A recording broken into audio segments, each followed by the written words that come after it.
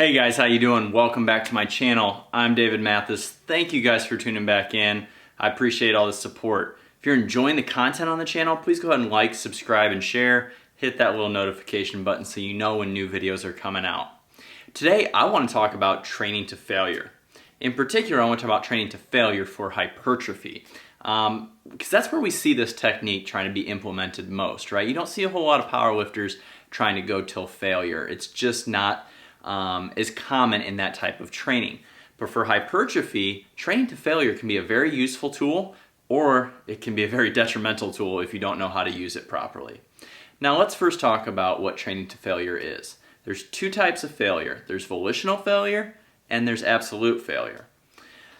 The issue that I see most of the time with people is that they try to go to absolute failure. Now, absolute failure is when you cannot do another rep even when you are using cheat reps, right? Volitional failure is when you cannot perform another rep correctly with proper form, okay? That's the difference. Is volitional failure is going until your form breaks down and then you stop, right? Absolute failure goes after your form breaks down, you start using cheat form, and then you break down. Two separate things. Are you getting it? So let's talk about when to use training to failure and how to properly implement it into your training program.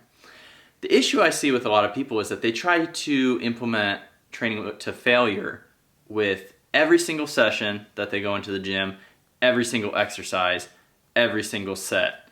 And that is just a recipe for disaster, guys. You are going to wear out your joints, you are going to fry your central nervous system, you are going to get run down, and you're not going to make any more progress because of it. Training to failure needs to be a tool that you have in your toolbox, right? That's pulled out occasionally. Like, you have a hammer in your toolbox, right? But you don't always use your hammer for every job at your house. Same kind of concept. You want to be very strategic about when and how you actually train to failure.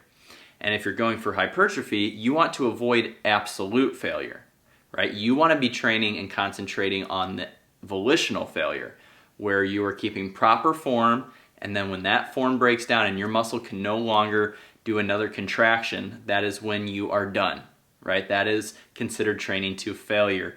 That actually helps towards hypertrophy in bodybuilding. So what are some of the things that you need to worry about or that you need to think about when you decide that, yes, you want to start implementing training to failure into your program? Number one, you have to make sure that you have proper movement patterns in the movement.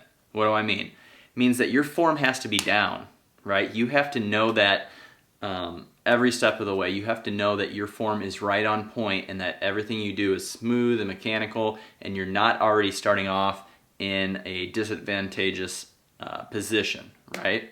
So make sure you have proper form. The next thing is you don't want to implement training to failure in every single session you go in.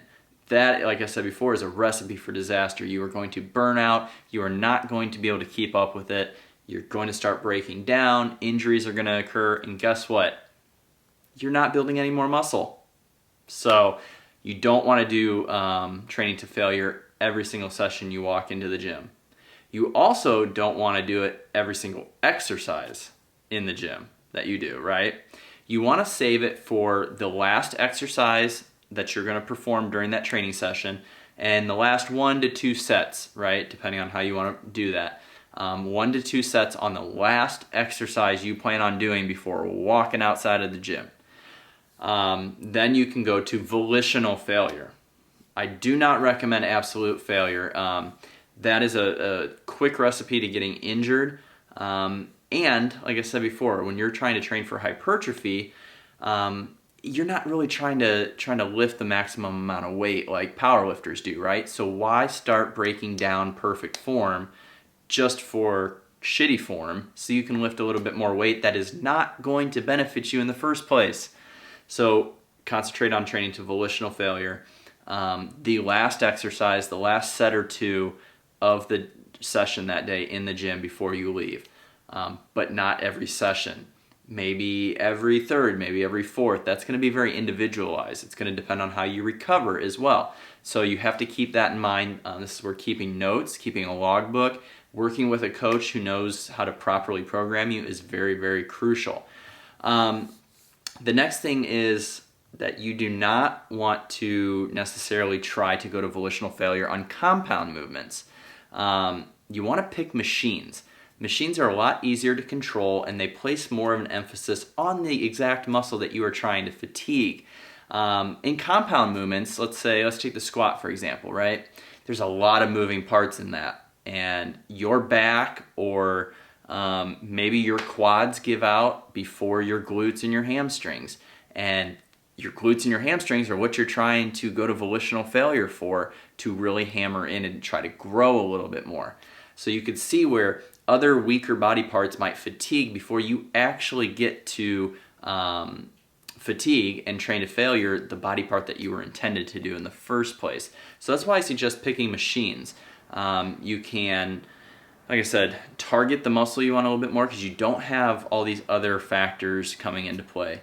Even with a leg press, right? Your back is not a factor in it. You're either sitting at a 90 degree, you're sitting at a little bit of an angle, but it's all just your legs. So you can really hammer your quads, your hamstrings, your glutes, and you can do so without worrying about fatiguing other parts of your body. It's also a little bit safer. Like I said, you start trying to go to volitional failure on compound movements, especially the squat, bench press. Not so much with deadlift, because deadlift you can just drop the weight, right?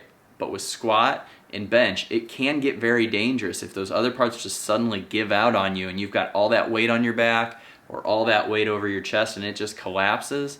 That's bad news bears for you guys, all right? You are going to be hurting. You're going to be in a world of pain. It could be very, very seriously dangerous for you.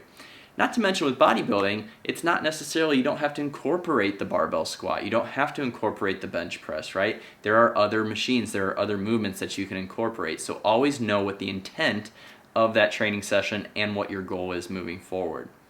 Number 5, one of the biggest things I think you have to remember if you choose to train to failure is you have to give yourself proper rest and recovery. Adequate hydration, nutrients in your body, because although it only may be 1 or 2 sets on the last exercise of that session, and maybe you're not going to do it again for a while, that is also going to take a major, major hit on your central nervous system. It is going to fatigue your body more than you know when you walk outside the gym. It's going to show up a day or 2 days later in the form of being lethargic, tired, maybe hunger's thrown off, maybe you're starting to get some little aches and pains. Things like this start occurring because of training to failure. That's why you don't want to do it all that often. DOMS also sets in, delayed onset muscle soreness.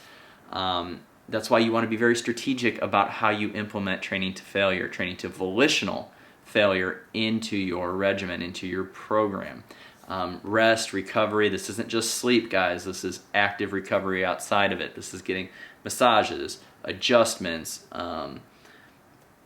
foam rolling, other techniques that you can use to try to help yourself recover outside of the gym. Training to failure is a very, very great tool. Like I said before, it can develop some very, very amazing physiques. Some great bodybuilders out there have trained to failure and used it for many, many years, but they do it implementing these steps that I have talked about in this video. So I hope it's going to help you a little bit. If you do it with the right frequency, do it with the right mode of exercise, and you do it for the right duration, meaning not too many sets and not too often, then you probably will see some benefits from training to failure. Granted that all other aspects are on point with your training and your nutrition. Your macros are set, your hydration, you're getting enough sleep, your splits are planned out great. So use training to failure to your advantage by going through the steps that I talked about in this video. Just don't do it too often, guys. It's not going to make you any better if you try to go to failure every set, every exercise, every session you jump into the gym, okay? If you guys have any questions, please reach out to me, david@biolane.com. You can find me on Instagram @mathisfitness. If you guys are looking for any coaching, please reach out to me. Leave some comments in the section below. Do you use training to failure in your program? If so, how often? How has it worked for you? How long have you been doing it? Let's get some comments going and some interaction going. Thank you guys for tuning back in. Please like, subscribe, and share. Hit that notification button if this video and other videos on my channel have helped you. And I'll be catching you guys next time with another